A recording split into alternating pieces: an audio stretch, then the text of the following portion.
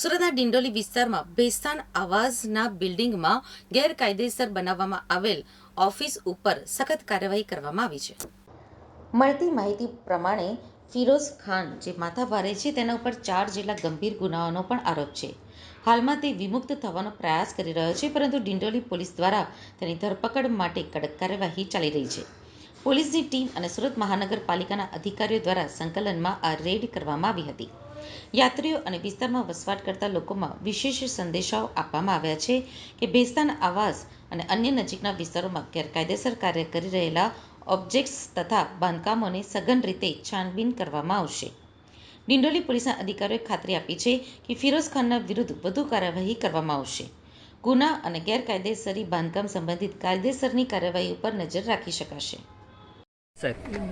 આજરોજ સુરત શહેરના Dindoli police station વિસ્તારમાં જે બેસ્તાન આવાસ છે ત્યાં ડિમોલિશનની કાર્યવાહી ચાલુ છે. એસએમસીને આ વસ્તુની જાણ કરવામાં આવી કે અહીંયા ફિરોઝ ખાન નામનો એક વ્યક્તિ છે કે જેણે પોતે એસએમસીના જે પાર્કિંગ હોય છે આવાસના પાર્કિંગમાં પાર્ટીશન કરી અને પોતાની ઓફિસ બનાવી લીધી હતી.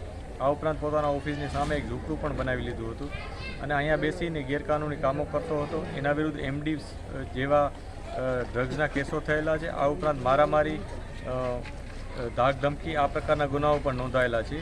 આ જે વ્યક્તિ છે ફિરોઝ ખાન, એના વિરુદ્ધ જે પણ ફરિયાદ આપશે એના ઉપર અમે ચોક્કસ કાર્યવાહી કરીશું. અત્યારે ફિરોઝ ખાન અહીંથી જતો રહ્યો છે. અમે એની જાંચ પડતાલ કરીએ છીએ. એને જે પ્રોપર્ટી વસાવી હશે એ પ્રોપર્ટી વિશે પણ અમે તપાસ કરીશું કે જો એમાં કંઈ પણ ગેરકાયદેસર મળશે તો એના વિરુદ્ધ કાર્યવાહી કરવામાં આવશે. શું મેસેજ આપશો ગુનેગારો? એક જ વસ્તુ છે, જે પણ ગુનેગારો લોકોને પરેશાન કરી, આસપાસના લોકોને હેરાન કરી અને પોતે હવે પોતાના ગેરકાયદેસર કામો કરે છે એના વિરુદ્ધ કડકમાં કડક કાર્યવાહી કરવામાં આવશે. અત્યારે આપ જોઈ શકો છો કે જે ફિરોઝ ખાન જે પોતે અહીંના લો ઇન્કમ ગ્રુપવાળા ખૂબ ગરીબ પ્રકારના લોકો છે, જે આર્થિક સ્થિતિ જેમની સારી નથી, આ લોકોની આસપાસ રહી એ લોકોને દબામણી કરતો હતો, હેરાન કરતો હતો.